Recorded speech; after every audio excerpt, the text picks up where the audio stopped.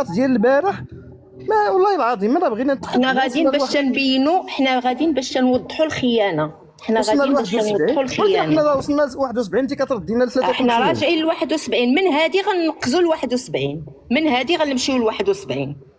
سي سمير ربي راه ما تدخل سي سمير الله يخليك. انا راه ما بغيت انا بغيت السي الجنرال، انا بغيت السي الجنرال اللي جاوبني سيدنا الله يعطيك الستر. انا بغيت السي الجنرال اللي جاوب. سيدنا الله يحفظك ماشي مشكل نجاوب.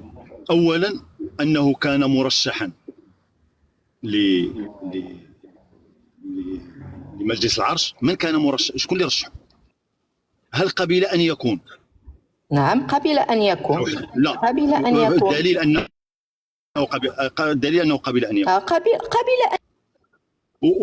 ونعطي واحد القضيه. ملي كان الملك في المملكه راه كان باقي موالي لفرنسا، هو راه كان باقي خدام تحت السلطه الفرنسيه.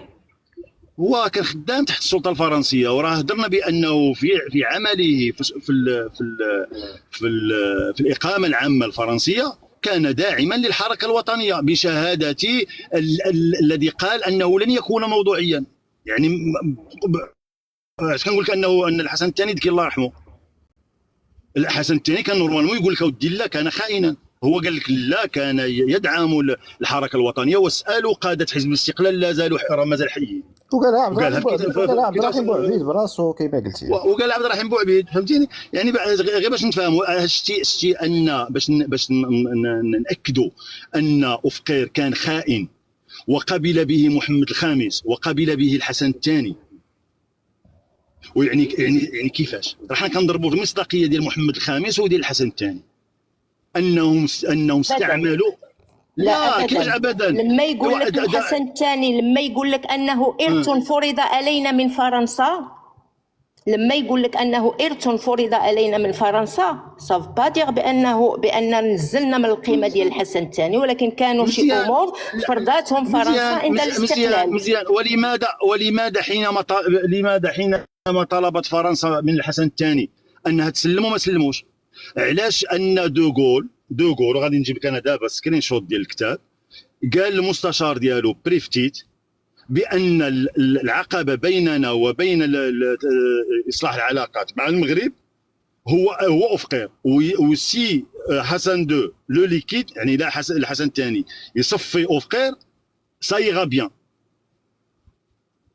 يلا شنو هو بما انه تخيلي واحد عميل ديال فرنسا وتحاصره دوليا ووطنيا. افقير ضعاف بعد بوبكر.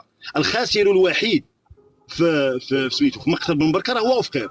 حوصر دوليا بمذكره الاعتقال، ما بقاش كيتنقل كيبغى، وحوصر داخليا. وغادي نرجعك للحادثه التي وقعت في اجتماع وزاري بعد مقتل سميتو بن بركه. احتج الوزراء على افقير، قالوا له دخلتنا في حيط ودرتنا مشكله مع فرنسا، وكيفاش دابا غادي نسيروا.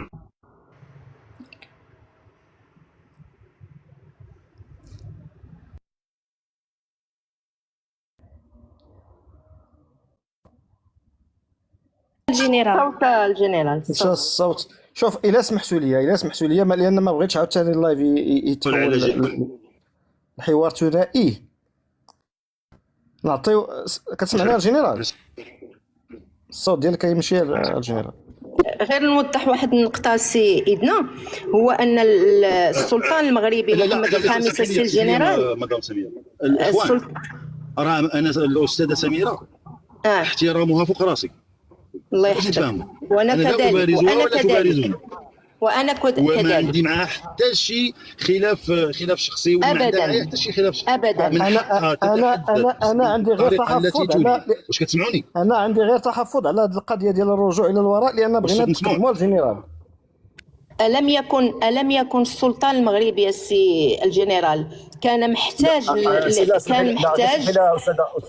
سميره، انا كنت واحد الهضره ومشى الصوت، ضروري نوضحها الاخوان. انا راه الاستاذه سميره احترامها عندي كبير، مقامها عندي كبير، عندها الحق تتحدث في الامر الذي تريد بالطريقه التي تريد. معايا انا كنهضر معايا انا، ولا أعتبر ما تقوله هجوما على شخصي، لأنني ماشي أنا الجنرال أوفقير، ولست وصيا عليه، وليس ملكا حصريا لعائلته، لأنه شخصية عامة وملك كل مغاربة يروه، كل واحد يراه كما يريد. باش نتفاهموا، تهضر كي بغات، ومانيش مبارزه معاها باش تغلبني ولا نغلبها ولا اكيد اكيد السي جنرال. الا سمحتوا لي الاخوان، غادي نعطي كلمه للسي سمير باش ندوزو النكست ستيب. واخا غير واحد السؤال قبل ما يتكلم سمير، غير واحد السؤال، لان السلطان المغربي كان محتاج ديك الساعه الخبره ديال الجنرال اوفقير في تكوين الجيش، لان هاد النقطه مهمه جدا باش نتكلموا فيها، لان ماشي غير جاو يعني لانه هو كان محتاج الجنرال في تكوين الجيش، كان محتاج الجنرال اوفقير في تكوين الجيش، لان كان عندنا خصاص ديك الساعه والخروج ديالنا من الاستعمار، يعني كان عندنا خصاص كبير في الجيش، وكان الجنرال كان هو الوحيد اللي كان يقدر يوفي بهذه المساله هذه، وكان يقدر يكفي ويوفي، عارف السلطان محمد الخامس ولا الحسن الثاني كانوا عارفينه بانه هو الوحيد اللي غادي يقدر ينجم في هذه المساله. واحد السؤال كان عاوتاني باش يضرب المعارضه. واحد السؤال سيدنا. تماما. واحد السؤال سيدنا، بغيت نسول لاله سميره، واش الملك الحسن الثاني والملك محمد الخامس كانوا عارفين ان اوفقير خائن؟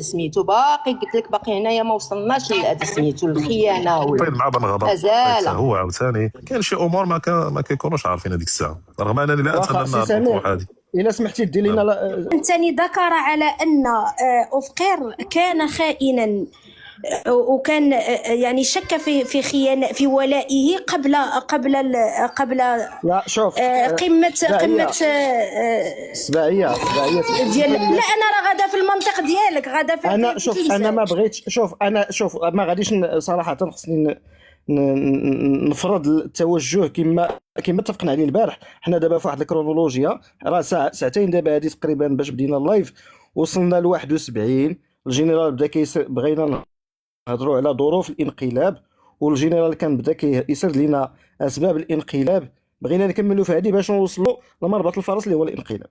وإلا كان شي سؤال حول عائله اوفقير ولا علاقه اوفقير بمحمد الخامس ولا هذا، نرجعوا ليه في نهايه اللايف، ما كان حتى مشكل. تفضل سي سمير، عطينا اون ترانزيسيون باش ندوزو لصلب الموضوع. تقدر ما نعرفوا حيثيات ديال الانقلاب اللي هضرنا عليه، ان كان عوامل داخليه كبيره بزاف، منها تغلغل الفساد، وهذه حقيقه ما غاديش نكروها حنايا، ومنها القمع اللي كان قبل ديال المعارضه للحسن الثاني، فهم من مورا الانقلاب كما قال المرزوقي انه يجب ان يعطيهم صوت. هذه ما عجباتش اوفقير. علاش؟ لان الحسن الثاني كان قوى الجيش بزاف. لماذا؟ قال الجيش غيكون ولاء لي انا، ما عندوش توجه سياسي انا، باش يضرب به الاحزاب ويضرب به حتى المعارضه. الحسن الثاني ملي بغى يعطي فرصه للمعارضه، شافها اوفقير وحاشيته، لان ما كانش اوفقير وحاشيته شافوها تهديد لهم هما، وان هذه غادي تضعفهم هما. هذه من جهه اخرى. عاوتاني حتى هذا المرزوقي توقعها، وعلى ما اظن حتى صلاح الشداد، وهذه انا زعما لا اتبناها. قال لك ان الضمير ديالو صحه ولكن بشكل متاخر. ندم على ذاك التعذيب اللي كان كيعذب هو في المناضلين، لانه كان كيعذب بيديه، هو بيديه باش كان كيعذب. والكلمه اللي هضرنا عليها قبيله وهضر عليها حتى جنرال، اللي قال انه علاش انا كيمسحوا فيا كل شيء. والكلمه اللي قال العقالي، قال ليه لو علم المغاربه ماذا افعل، حقيقه ماذا افعل، لغيروا الكثير من افكارهم تجاهي انا. الحيثيات انا تنقول هي حيثيات داخليه سياسيه اجتماعيه، لان انا ذكر المغرب راه كان منهار اقتصاديا. راه بدايه الازمه ديال بدايه الثمانينات راه بدات في السبعينات، لان المغرب انذاك اللي كان كيخسر فلوس على صفقات التسلح، لان كانت عندنا حرب ديال الصحراء، المستوى الاجتماعي كان كيغلي، السياسي كان تطاحنات. علاش؟ لان ملي خرجنا من الاستعمار، الفرقاء السياسيين كاملين ما تفاهموش على شكل الدوله ما بعد الاستعمار. كل ولا كيجر اللي تيقول لك انا بغيت مفهوم الدوله الحديثه، بن بركه بغى يجرنا سميتو التيار الشرقي العروبي الاشتراكي. الحسن الثاني باغي الدوله المغربيه الاصيله. العسكر انذاك باغي لا ستابيليتي ديال الدوله. يعني كانوا عوامل كبيره جدا هي اللي ساهمت في هذا الانقلاب هذا. وهذا الانقلاب هذا راه ما كانش افكار بوحدو اللي عارف، بدليل انه قالها العقا شهر قبل الانقلاب، وعقا كما قال مرزوقي قال هذا السجن كامل قالها لي. بيان سور السجن راه كاين زيارات كيجي وكذا، يعني المعلومات تسربات. وحتى الشاذلي بن جديد قالها في المذكرات ديالو ان بوقروبه كان على علم بالانقلاب. وقالها عبد الهادي بوطالب حتى هو في المذكرات ديالو السي سمير. نعم. وهذا الانقلاب السي احمد شنو الاوامر اللي تعطات من عند اوفقير؟ الاوامر اللي تعطات ان كويره هو الوحيد اللي قصف الطائره. شكون اللي عارضوا امقران. اشنو قال ليه؟ قال ليه الا بغيتي تنفذ هذه العمليه هذه، لان انا ذاك الملك كان في مادز فرنسا، قال ليه تسناني حتى نجيب لي روكيت صواريخ من امريكا باش مجال الخطا ما يكون منعدم. ولكن اوفقير كان زربان. هذا سؤال بنطرحه على مون جينيرال. علاش كان زربان؟ علاش ما تصنتش الامقران؟ قال لي غير نسناو نجيبوا لي روكيت. انا ذاك لان الطيارات الحربيه الاف 5 كان عندها غير القرطاس وثلاثه الطائرات. البارح قلتوا طائره واحده، لا، ثلاثه الطائرات اللي كانوا مسلحين. ولكن باي تسليح السي سمير؟ ما عرفش، بالقرطاس. اي تسليح غادي يجيبوا لنا الدليل ديالها. حيت انا كنقول شوف انا كنقول ليست حيه الذخيره، ليست حيه لان كويره غلط في السلاح. لا اظن. لماذا؟ لان احتمال. اسمحوا لي نعطيكم واحد الروايه منطقيه. واخا نكمل هذه خويا جينا عافاك. نقول ان احتمال نجاة الطائره كان 1 في 1000. لان 5 ضربات اللي تلقاتها الطائره، وهاد الضربات هادو كانوا كافين انهم يطيحوها. ما نظنش ان الرصاص ديال التدريب غادي يلحق هاد الاضرار كلها بالطائره. ما نظنش. حتى ان كويره ملي تقاد ليه القرطاس كان بغى يدير كاميكاز من اجل الوطن، ما عرفتش قال لها بغى يخرج في الطياره ديال من اجل الوطن. كاميكاز كان بغى يدير كاميكاز. شكون اللي حبسه؟ واحد اخر، واش زياد ولا مع السميه ديالو كذا بزاف، قال لي انا باقي عندي القرطاس. زياد زياد نعم. قال انا باقي عندي القرطاس وبدا كيضرب. تعرف القباج من مورا ما هبط الطائره البريم اللي خدا من عند بوينغ، تعرف البريم شحال؟ خيالي. هذا القباج خوتو راه هما اللي بناو. واش بوينغ عطاتو بريم؟ مي بيان سور خيالي جدا. وهذه من عائله القباج. شتي القباج خوتو هما اللي شركه اجي تي ام، هما اللي بناو التيران اللي هدموا التيران ديال الرباط وعاود بناو، هما اللي كيبنوا التيران الكبير ديال بن سليمان. من موراها تلونصاو. هما يستاهلوا دي زانجينيور واصلين تبارك الله. ولكن حتى خوهم البريم اللي شد صحيحه، لان بمثابه بحال قلتي اشهار كبير جدا لبوينغ باش كتهبطها ومضروبه 5 ضربات وضربات نيت، واحتمال النجاه ديالها 1 في 1000. 1 في 1000. تفضل جنرال. الثانيه واسمح لي سيدنا ونمشي لك الفرضيه علاش ماذا وقع بالضبط، وعلاقه ذلك بامقران وزياره فاطمه أوفقير امقران وزياره الفقيه البصري لامقران. انا نقول واش الفقيه البصري ولا حسن البصري؟ انا قريت حسن البصري. لا فقيه لا فقيه. انا نقول لك شنو وقع. هذا ما قال 13 يوليو 1971 في لو موند. هذا هو اللينك ديالو. غير هو المشكله هو اللينك باش تقرا باش نجيب المقال كامل تقادات لي لابونمون ديال لو موند ما قدرتش، ولكن جبته من شات جي بي تي وجبت جبت الفقره التي اقصدها وتقدروا ديروا سكرين شوت تقلبوا.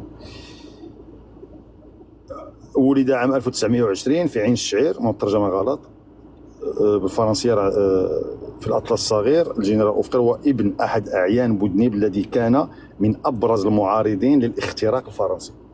راه هو باش بدخل في لا باسيفيكاسيون، كتسمى لا باسيفيكاسيون، وهي السياسه التي استعملها اليوطي مع القبائل المغربيه بعد ان عجز على اخضاعها بالقوه. يعني دابا حنا خاصنا نكون بوحدنا، يعني بين أوفقير بوحدو يبقى في مقاومة فرنسا إلى النهاية، ولكن القبائل الأخرى التي دخلت في الباسيفيكاسيون ماشي مشكل نهائي. راه من حنا القبيلة ديالنا من 1870 ونحن نصد فرنسا 1908، ما قديناش الله غالب. الجنرال رجعتي لي عاوتاني للدور. صافي غير المهم لا ضروري كنبين بالنسبه غير الجنرال بين قوسين الذخيره كانت ذخيره مناورات، وانا نعطيكم الدليل دابا يدنا على ان تقدري تعطيني الدليل بعد هذه المداخله، وغادي يكون مهم جدا. غادي نعطيكم واحد الفرضيه ومن مجموعه من المصادر هي الاتي. الاتفاق الذي كان بين أوفقير وأمقران كان الهدف الأساسي هو انقلاب أبيض بدون أدنى محاولة لتكرار ما وقع في 71.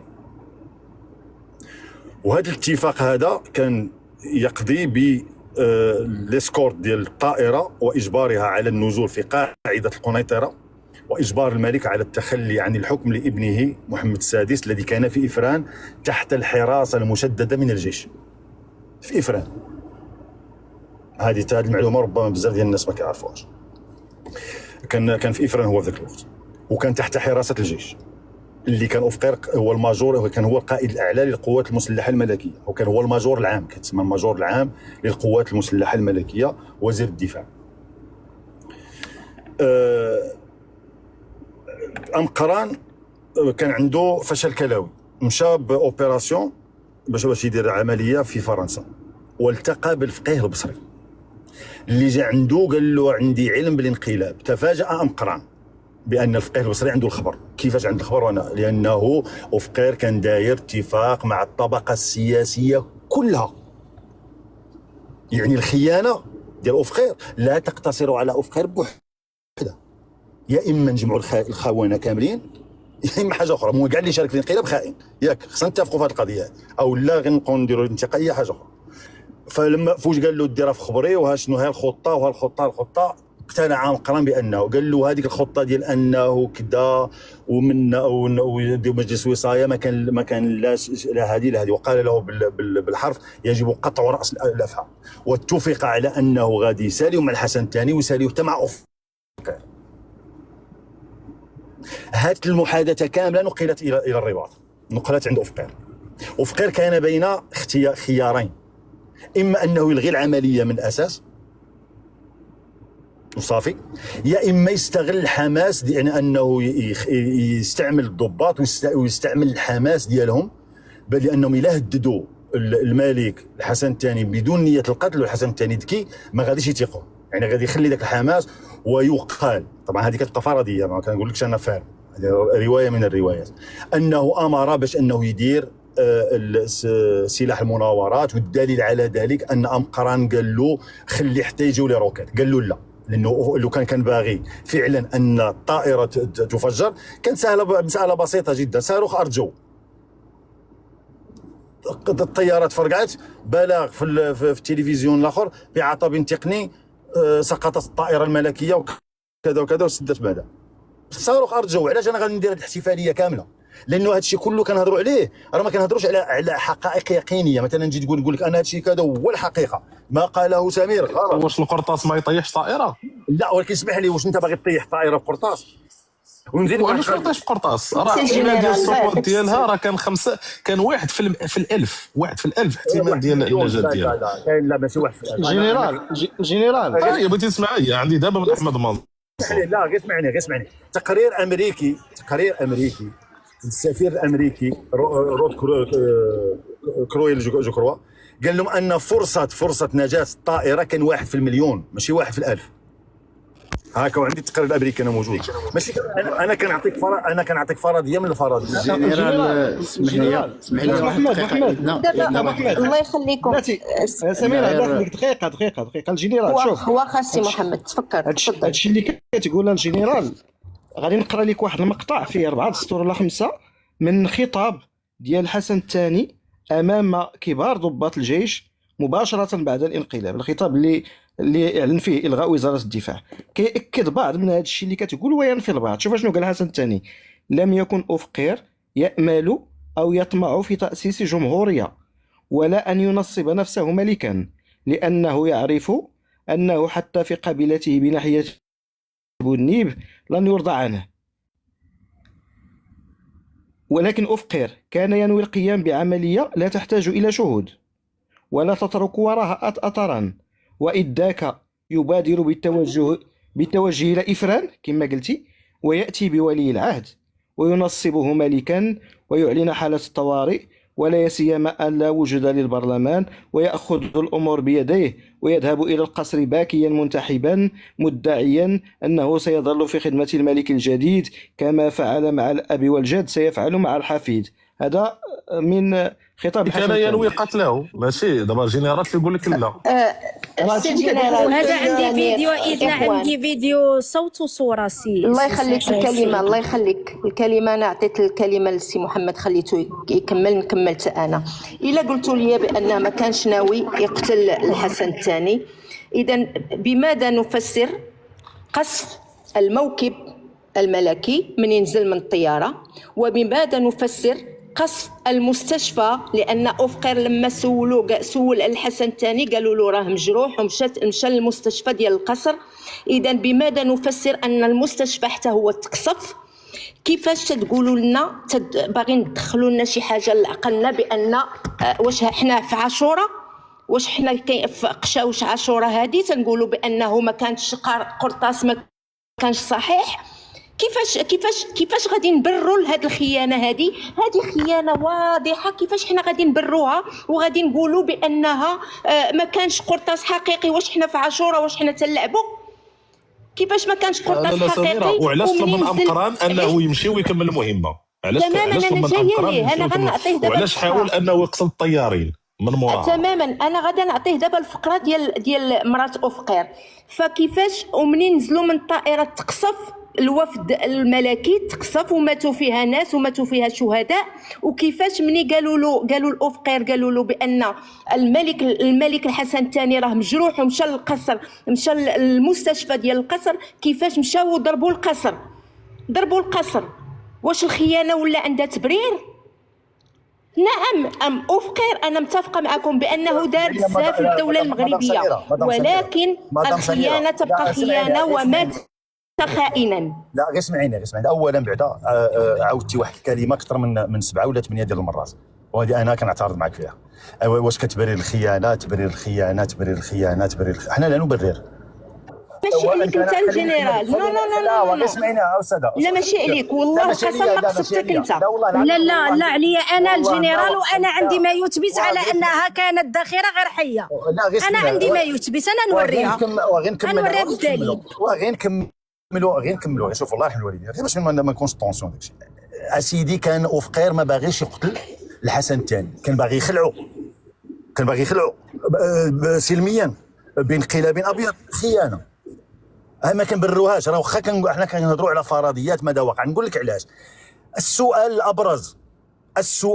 الابرز اللي خصنا نطرحوا، اللي خصنا نسولوه، ومستحيل غنلقاو له الجواب، لانه الجواب عند أفقر وعند الحسن الثاني اللي راه عند فرار الحق. انت دابا علاش باغي دير انقلاب ومصيفط 5 ديال الطيارات في السماء وباغي تشهد عليك امه لا اله الا الله، وهو كيجي عندك للدار تقدر تيري عليه؟ تقدر تصيفط. علاش تخليه حتى يكون جاي من فرنسا وتصيفط له 5 ديال واش 5 ديال الطيارات غادي يهبطوا طياره في ديال قنيطره بدون مقاومه؟ غادي يقولوا له نزل. هذا هو السؤال. الجنرال واحد دقيقه عافاك. جنرال واحد دقيقه عافاك، لاني من قبيله انا اللي قلت على ان ذخيره غير حيه ما كانش فيها دخل أفقر، لان من اللي كان مسؤول على انه ياخذ ويجيب السلاح راه هو قويره. ما كانش هذه هي سميتو هي المهمه ديالو. ونعطيها لك دابا، يوريها لكم موكيلير من التقرير، لان ما كانش المهمه ديالو. غلط في الأسلحة، راه هي كانت مقرر على أنها تكون أسلحة حية وخدا الأسلحة الغير الحية. ديال المناورات هي اللي تم التسليح بها. غلط في الصندوق ياك. غلط في الصندوق ايدنا، ونعطيوها لكم بالدليل دابا، لاننا حنا ماشي انا ما كنبرأش اوفقير. انا قبيله قلت لكم راه كان عنده يد حتى في الانقلاب الاول. حنا ما مسؤولينش على الفهم تاع عباد الله، كله فهمته. حنا كندوزوا المعلومات الرقمي اللي عندنا، المعلومات اللي عندنا، واللي بغى يناقشوا بدون تشنج. كبر تاريخي بالعقل. كبر موكيلير باش يعطينا. اذنا مسموح اخويا، اذنا ندوز الفيديو، مسموح اخي اذنا ندوز الفيديو. غير الفيديو دير لنا شي مشكل في اللايف هذا هو. الا قدرتي دوز غير لا الصوت. ندوز الصوت، ندوز الصوت. الوغ ندوز الصوت وبغيت ندوز واحد الصوره، ماشي مشكل. صافي يلا انا ندوز الصوت. حمزه هذا الفيديو اخوتي، هذا الروبورتاج راه من فار ماروك، لي فورس ارمي رويال ماروك، فهمتيني لا سورس ديالو. غير هذاك كيتكلم اخوتي على لو جور جي. انا ما شوف حمزه اخويا، غير هذاك لاشين ولا هذيك لاباج راه ماشي فار اوفيسيال، هذاك راه غير شي هاوي دارها. لا ماشي، عرفتها هو ديزيكس ميليتير. انا معك. شوف هذا لو جور جي، ما غاديش ندوز الفيديو كامل، غير لو جور جي. الصوت مسموع عندنا. مسموع. Le 16 août 1972, le voyage retour Paris-Rabat s'est effectué en avion avec une escale à Barcelone pour déjeuner avec le ministre des Affaires étrangères espagnol. انا الروتور من فرنسا للمغرب كان عبر اسكال اسبانيا، تلاقاو مع لوبيز برافو. Il n'y avait donc pas de précision par rapport ما à كانش معلومات مسبقه وقتاش غيديكولي وقتاش غيجي وداكشي ما كانش، لان المعلومات وصلت للحسن الثاني وإفيكتيفمون الى بري سي ديسبوزيسيون. هادشي راه قلنا الصباح. l'heure de départ. Tout dépendait de la volonté royale. En ce qui concerne la base aérienne, tout s'est déroulé comme à l'accoutumée. Les militaires se sont retrouvés au retour du petit déjeuner. Seul fait inhabituel est qu'ils ont reçu la visite du colonel Amkran, qui leur a annoncé qu'il allait participer مقران اتوقف عليهم في القاعده العسكريه وقال لهم جو في بارتيسيبي في لاكوي ديال à المرحله l'accueil du Boeing Royal et a demandé à Chad de préparer 6 avions de chasse de type F-5. سته تاع الطائرات اللي تبريبارا. Il a finalement été décidé par le colonel Amkran que 3 des 6 avions seront armés, ثلاثه اللي تسلحوا. ce qui n'est pas habituel. À 14h40, l'escadrille décolle destination Tanger afin de guetter l'arrivée du Boeing Royal. هنا غيطيروا باش 16h10, يستقبلوا. la cible apparaît à l'horizon. Chad ainsi que 2 autres avions reçoivent l'ordre de dégager. Ainsi, seulement les 3 avions armés ont poursuivi la mission. ثلاثه انسحبوا ثلاثه بقاو. هادشي راه بالصوت وبالصوره اخوتي، تقول لي ماشي دليل. Dans l'incompréhension la plus totale, ils exécutent l'ordre et assistent avec stupeur au tir. Chad pense directement au coup d'État. Son coéquipier lui propose donc de fuir vers l'Espagne, mais celui-ci refuse, estimant qu'ils sont innocents et qu'ils n'ont rien à craindre. Les tirs se poursuivent, le Boeing perd de l'altitude. هذا الكوموندون قباج اخوتي. Le commandant de bord reçoit l'ordre de dévier vers l'aéroport de Kenitra au lieu de celui de Rabat comme il était prévu. Mais le roi, déjà présent الحسن الثاني رحمه الله عليه اصر انهم يبقاو في لو ميم تراجي. poursuivre malgré tout jusqu'à la destination prévue. Chad raconte dans son livre que Guerra, en acte de désespoir, leur a annoncé qu'il allait foncer sur le Boeing Royal en kamikaze. Il a dit à la radio: adieu les amis, je fonce pour ma patrie. انا الكويره صافي دار داكشي ديال الكاميكاز وداكشي غيدخل في الطياره سي بون. انا غنوريكم اصبر دقيقه. Et a actionné son siège éjectable, ce qui a changé le profil aérodynamique. Sans F-5 effleurera seulement l'avion royal sans causer de réels dégâts. دابا خوتي هذه الصوره نتاع الفيوزلاج نتاع لاباراي، هذه الصوره الحقيقيه نتاع الفيوزلاج اللي تضرب. انا غنهضر شفتو هو هذاك اختي الجنديه. دابا هذه ضربه نتاع الاف 5، شفتوها ضربه نتاع الاف 5 كي بيرسي لو فيوزلاج. هذه ضربه اخرى وهذه ضربه اخرى. اللي كيعرف شويه في الاسلحه نتاع الاف 5 اكسبلوزيف، لي تير اللي كيتستعملوا في لي غيد غيال في مناورات، ماشي مناورات، في حرب حقيقيه. explosifs, c'est des munitions qui ne sont pas inertes. قلبوا سيروا قلبوا. une fois une balle ولا une munition بصح لا مود بصح كضرب في الفيوزلاج كنت تفرقعات هاد البلاصه، ماشي غتستقب اخوتي على امباكت. اسمعوا. Tentatives pour détruire la cible se poursuivent. Je cite l'exemple du lieutenant Boukhalef, qui a tenté de larguer son réservoir central de بوخالف نون سولمون بغا يدير الكاميكاز، نون بوخالف الاغي لاح الريزيرفوار ديال الكيروزين ديالو فوق الطياره ديال المعلم الله يرحمه. kérosène dans l'espoir de toucher l'avion royal. هنا بغيت نوريكم شويه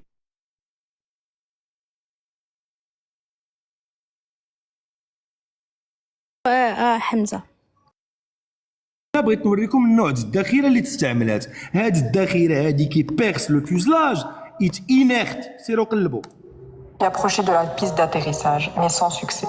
L'appareil miraculé هذا l'appareil qui a atterri en urgence. finit par atterrir à l'aéroport de Rabat. Gilles Perrault, dans son livre, décrit cet échec هذا بيغو اللي غيهضر على هاد ليشيك ميليتير وغيعطيكم مقاربه عسكريه. سمعوا غير تكايس في الكلمات تاع حمزه على اللايف وصافي. انا مكايس والله حتى شوف ديال الرقابه ما نعاودش لك. pilote de F5, chasseur supersonique, doté de la technologie قال لك كيفاش ان شاسور سوبرسونيك راكب في طياره سوبرسونيك فيها جميع الاجهزه الرقميه المتطوره، اش منك يا سونار، اش منك انك تطلوكي على الهدف ديالك، ما كاينش غرام د الغلط في الاف 5 في هذاك الوقت بارابور ان بوينغ كوميرسيال. اسمع échec en disant, je cite, que pour un pilote de F5, chasseur supersonique, doté de la technologie de pointe du combat aérien, rater un Boeing 727 équivaut pour un tireur d'élite à manquer une vache dans une cour de récréation. قال لك انك تزقل بوينغ باف 5 بحال شي تيغور ديليت سنايبر مريح وقدامه بقره في الساحه وزقلها هكا. Le roi dira plus tard être déçu الحسن الثاني رحمه الله عليه تا هو غيعلق على لانكومبيتونس ديال هاد الناس. سمعوا شنو قال الحسن الثاني. par ses militaires et par leur façon aléatoire de tir. Notons que l'attaque a coûté la vie à 2 passagers de l'avion royal et a blessé le secrétaire personnel du roi. Chad précise que les balles utilisées هذا حشاد بريسيز. سمعوا شنو كيقول. personnel du roi. Chad précise que les balles utilisées étaient inertes et non explosives. était inerte et non explosif. Les balles inertes et non explosives هما اللي كيداروا في لونطرينمون اخاوتي. Ce sont les balles utilisées lors des entraînements, chose qui a participé à l'échec de leur mission. Gilles Perrault, dans son livre, explique que Guerra s'est probablement trompé de caisse. وهنا جيل بيرو تيعطينا اخوتي واحد الفرضيه كيقول لك راه الكويره سي ترومبي دو كيس باسكو كان ما باغي يقولها حتى واحد وباغي داكشي يكون سري وما يدخل مع حتى شي واحد اخر. Il n'a pas voulu mettre dans la confidence les spécialistes. خلاص. Que même avec des balles inertes, mais bien placées, cela peut causer d'irrémédiables dégâts. هذه هي الحجه ديالنا خاوتي ابار لو دوكيومونتير اللي كيعجب ناس مختصين لارتيري ولا لا مونيسيون اللي تستعملات اخاوتي ما نيتي با افيكاس. الحمد لله والشكر لله لانه كانت فعلا ذخيره نتاع الحرب الحقيقيه كرة فرتكات هذيك الطياره في السماء. كيلار واحد الكلمه خويا موكيلار.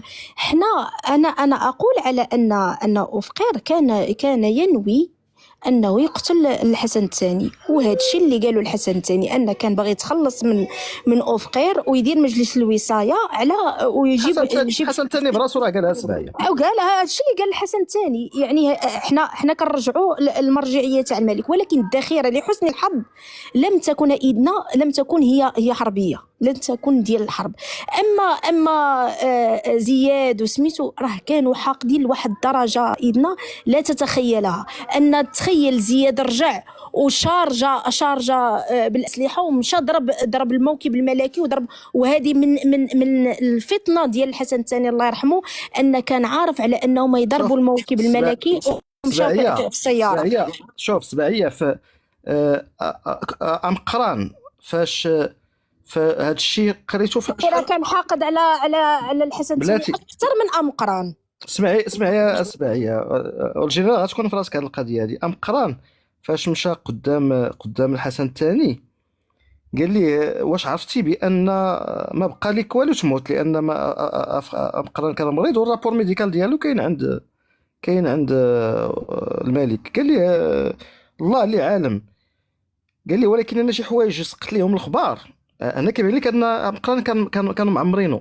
قال لي شي حوايج سقط ليهم الخبار باكون كان اللي دار داكشي كون قتلته. تفضلوا الاخوان. دي ما قالهاش الحسن الثاني، هذه قالها في المحكمه. في المحكمه صافي قالوا له واش راك نادم على هذا الشيء؟ قال لهم لا، قال لهم انا داك الشيء اللي شفتو لو كان با دار داك الشيء نقلب عليه. شوف راه كاين واحد الفرضيه ولن اقولها لان صادمه، ولكن قلبوا عليها في هذا الكتاب. كبر هذه فرضيه كتضرب هذا الشيء كله في الزيرو، وكتبقى فرضيه يعني متجه غير ان هذا الكتاب هذا سكرينيو، وهذا هو اللي مشى مع الدليمي مع زوجة أفقير مزيفة. البنك بوكس ديالو في احد بنوك سويسرا، وجبدوا الوثائق اللي كانوا ديال أفقير في هذاك البنك بوكس. هذا كان عميل في هذا الكتاب اصلا كيهضر على كيف استعمل أفقير شبكه جواسيس اسبانيه في الجزائر. المهم مجموعه ديال، وهذا كتاب مهم ماشي غير في هذه الحادثه هذه، في حوادث اخرى يعني حتى في امور كثيره. قلبوا عليه وقراوه. هذا هو مول الغنم. هذا هو مول الغنم. هذا الكتاب خرج في 1976. هما سكرينيو هذا الكتاب. راه كاين النسخه الاسبانيه ديالو، ما تقلبوش على النسخه الفرنسيه لانهم مقطعينها، ما باغينش. الكتاب هذا تردم في 76. النسخه الكامله اللي تقدروا تلقاوها PDF هي النسخه الاسبانيه ماشي الفرنسيه، هو ماشي العربيه. شدوا النسخه الاسبانيه وترجموها بشات GPT ولا اللي كيقرا السمنونيه يقراها. هو الكتاب هذا كاين واحد الفرضيه من جيل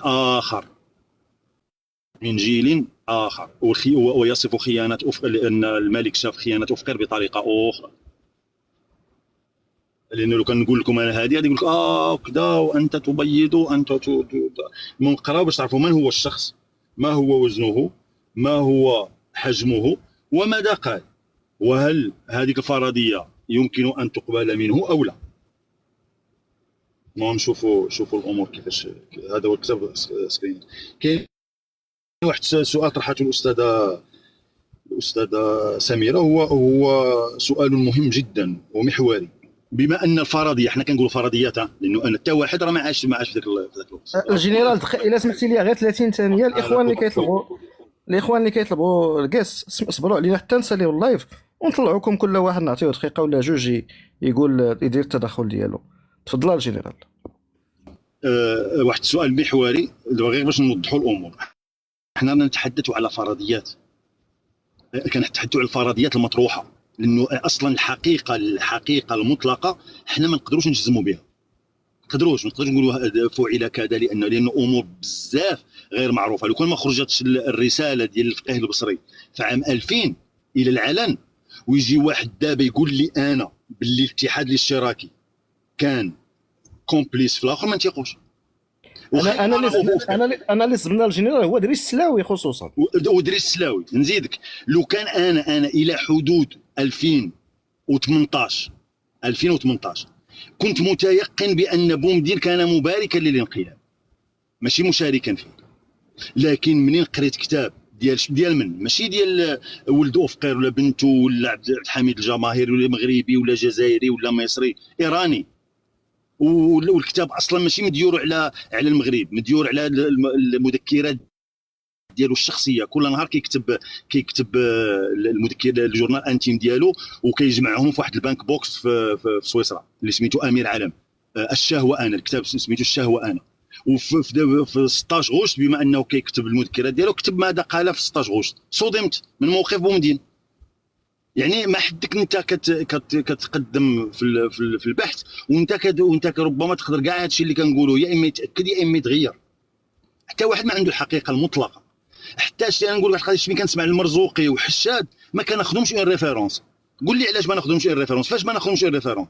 من يكون يهضر لك مثلا على علاقه أفقير بالقصر وماذا كان يفعل في القصر، شكون هو المرزوقي؟ ماذا كان موقعه في المجتمع كي يطلع على ما يقع داخل القصر؟ خصك تشوف هو في ذاك الوقت واش كان عنده الامكانيه. حشاد شكون هو؟ حشاد اللي كانوا طيارين من نخبه عايشين عيشه داخل الاسوار القاعده، ما كانش عندهم علاقه قاعد حتى بالمجتمع باش يكون عندهم علاقه بما يقع في القصر. شفت المشكله فين كاينه؟ دابا خصنا الانسان كيشوف المصدر خصو يعرف هذاك السيد واش يمكن يكون عنده اطلاع حقيقي بداك المستوى ديال الخبر، المستوى ديال الحدث اللي كان واقع هذاك النهار. السؤال اللي طرحته لسميره قالت لك بانه بما ان المساله ديال المناورات وهذاك الشيء ماشي سلاح فعلي وكذا وكذا، علاش قصفوا سميتو الموكب وقصفوا المطار وقصفوا كذا؟ تخي بيل اكسيستيون. لكن لا ريبونس سي كوا هذا السي جينيرال السلاح فعلا سمعتي راه غير متندى، واش هذاك دليل هذا؟ لا انا جاي سمير نعطيكم الفرضيه اللي كاينه، ما كنعطيكمش نعطيك الفرضيه شنو هي اللي كان يقال بانه حينما قويرة تاكد من ان السلاح اللي عنده مسلح به الطائره ديالو لن يستطيع اسقاط الطائره، دار عمليه كاميكاز، عمليه انتحاريه، ولونسا في الراديو في سبيل. لا جنرال، هذا المرزوقي ماذا قال؟ المرزوقي ماذا قال؟ الحلقه 5 دقيقه 34 قال لك نفذ القرطاس اللي كان عند كويره وبغى يدير كاميكاز، هو يعيط ليه زياد في الراديو، قال لي بلا ما ديرها راه باقي عندي انا الرصاص. وعباد الله واش الرصاص صاحبي فيك، غادي يدير سميتو خمسه ديال الثقوب في طائره بوينغ. جريدة المهم صالح الشاد ميسولوه، لا بلاتي صالح الشاد ميسولوه على اسباب فشل الانقلاب، ما هضرش على هاد سميتو مزور ولا ما مزور. ها هو دابا عندي الفيديو نطلقوا على بغيتو.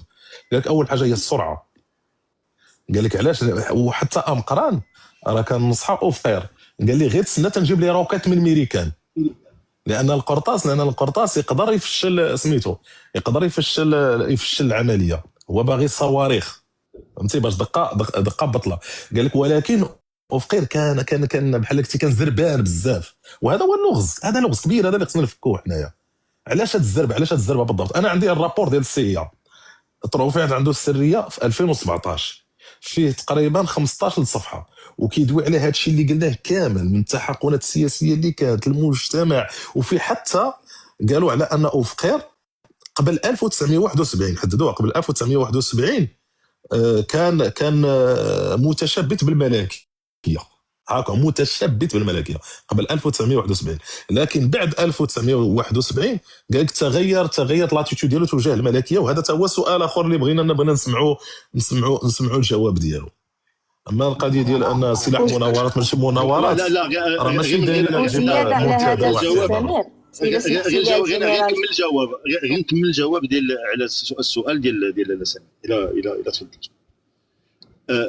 انه قويره لونسا في الراديو في سبيل الله والوطن، ومشى كاميكاز للطيار، ضربها تهرس وطاح وتهرس وتم سمع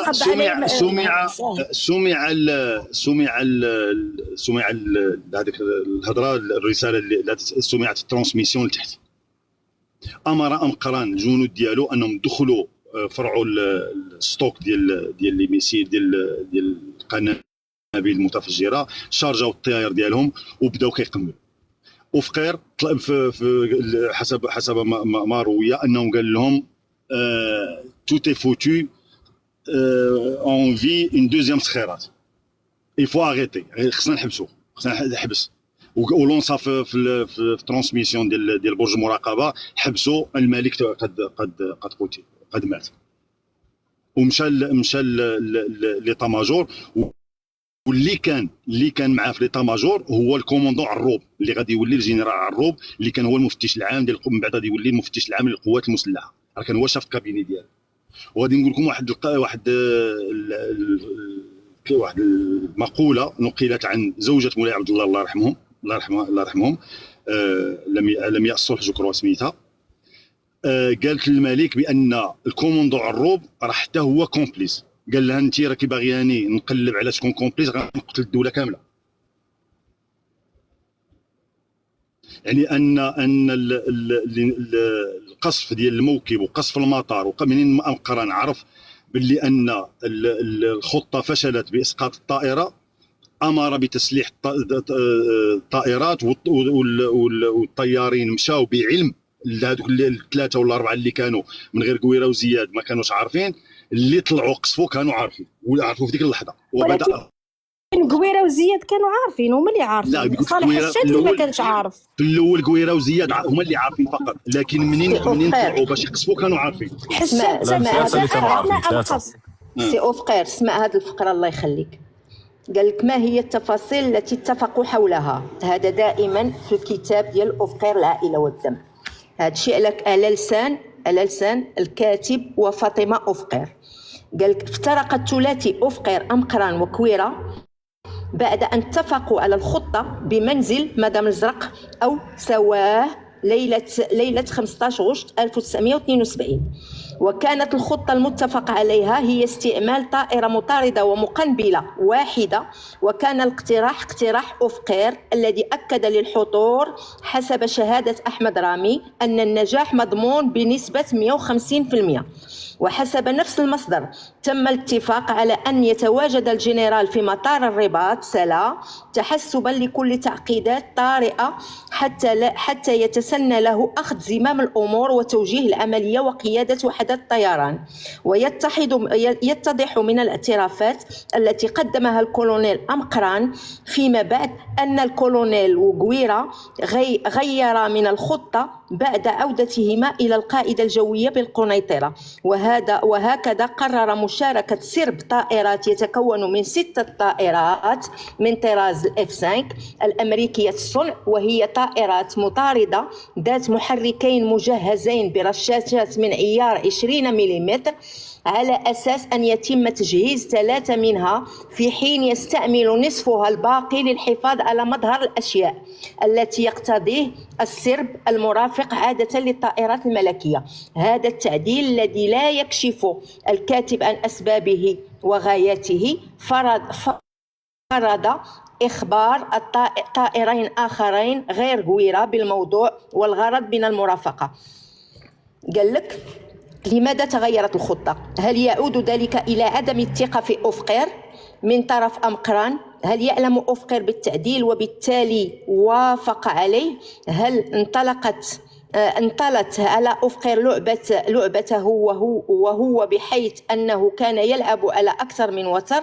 هذه الأسئلة وغيرها تطرح الحسابات الخاصة لكل طرف، ولعل ما يوضح الأمر جليا هو ما يقدمه أحمد رامي الذي ورد في كتابه الإلكتروني بأنه لأسباب أمنية تتعلق بالحفاظ التام على سرية العملية قررنا أنا وأوفقير أن لا يتم إخبار سوى المشاركين المباشرين في الانقلاب باستثناء أوفقير وأنا. كان أمقران وكويرة وحدهما على علم بعملية الطيران، وهو الاسم الذي أطلق على الانقلاب فيما يبدو، وهو ما لم يتم لأسباب يعلمها الخالق في اللحظة الحالية. أستاذة سميرة، أنا في الأول قلت بأنه مرزوقي حشاد. إذا سمحت لي أخويا، غير اسمح لي غير 30 ثانية. تفضل جينال، تفضل.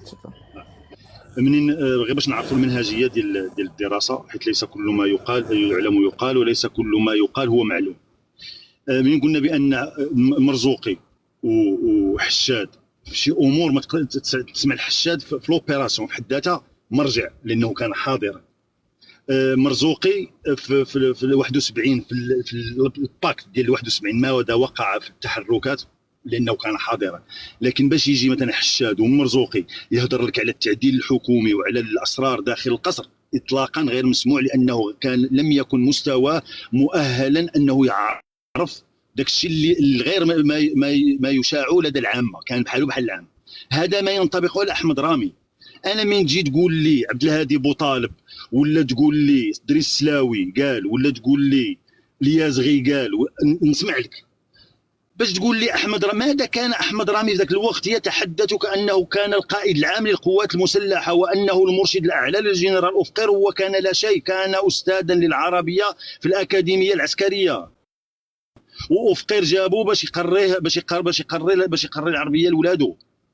وكيهضر المشكله فاش كيهضر، ماشي كيهضر كشاهد زعما انه شاف تحركات وشاف اوفقير قال هكا ودار هكا، كنتفقوا، بصح يهضر معك كانه كان هو من الفاعلين في الانقلاب. ماذا كان الكراد ديالو؟ شنو كان؟ حنا كنهضروا على اللي قال السي جينيرال، راه قالوا حشاد وقالوا حتى المرزوقي. شنو هو هذا الشيء هذا اللي قال اللي سمعنا دابا، راه قالوا حتى المرزوقي وحتى حشاد. لا صاحب فكره الطائره الوحيده. يستشهد لا معاك انا في المنهجيه جنرال، معاك هذا لا في المنهجيه. اي واحد يستشهد ويقول لك قال ونقولوا ودي نستنتج. انت ما نعرفوا شكون هو، واش عاصر الاحداث، شنو كان الدور ديالو، باش هو واش هو شاهد عيان ولا غا سامع. بالضبط. غا سامع بحالي وبحالك وبحال اي واحد. يجيني البخاري اللي كان ستانداريست في الكاب 1 يتحدث عن امور وقعت في مكان مغلق لم يعلمه حتى الحسن الثاني بشخصه ما عرفوش. شكون انت باش تكون في ديك البلاصه؟ شكون انت؟ واش نقدروا ناخذوها من عندك ولا ما ناخذوهاش من عندك؟ شكون انت؟ وخصوصا الامور اللي كتكون في واحد الدائره التي لا يصلها الا الراسخون في الحكم. دابا الواحد خصو يكون بحال دابا انا نبقى نهضر لك بواحد الحاجه كانني انا راه كنت حاضر تما. شكون انا؟ حنا ننقلوا ما قاله الناس، لكن من هم اولئك الناس؟ شتي حسن مرزوق جنرال ملي سولوا احمد منصور على اوفقير على المستوى الشخصي، قال لي ما كنعرفوش وما هضرش بتاتا على المستوى الشخصي ديالو. قال لي سبق لك ان التقيته؟ قال لي انا ما عمري التقيت به، ولكن حنا العسكر بيان سور كنعرفوا بعضياتنا، ولكن ما عطاش ديتاي ديال الحياه ديالو الاب كذا. حتى ملي سرد عليه هذه ديال ان ابوه قاطع طريق هذا لم يثبتها احمد المرزوقي. صراحه الشهاده لله احمد المرزوقي وصالح حشاد كانوا موضوعيين بزاف في السرديه ديالهم. انا عجبني انا اللي كنشوف اللي كنشوف اخويا اكثر اللي ممكن انا نطيقه هو الرئيس، لان الرئيس كان ممكن عنده علاقه اقرب من حشاد ومن سميتو، لان ولكن الرئيس السبعيه غير في الانقلاب الاول، في الانقلاب الاول، ولكن عصر الانقلابيه في فتاز ما مرت. لا عصر، لانه هو ذكر على ان اوفقير كانت عنده